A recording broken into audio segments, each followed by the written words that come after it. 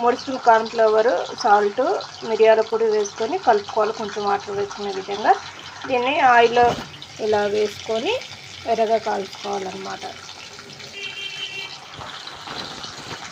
ఇలా ఎర్రగా కాలేంత వరకు ఉంచుకొని తీసుకోవాలి.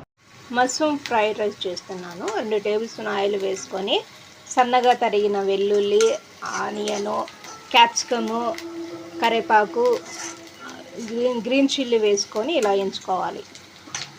ఆనియన్ వేగిన తర్వాత red chilli, soya sauce, red chilli కూడా వేసుకోవాలి. సాల్ట్ వేసుకొని వెనిగర్ వేసుకొని కలబెట్టుకోవాలి. ఎంచుకున్న మష్రూమ్ ఇందులో వేసుకోవాలి.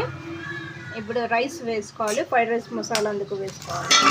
ఇంకా ఫ్రైడ్ రైస్ మసాలా ఇప్పుడు రైస్ వేసుకోవాలి. రైస్, సాల్ట్, కొత్తిమీర వేసుకొని కలబెట్టుకోవాలి. అంతే.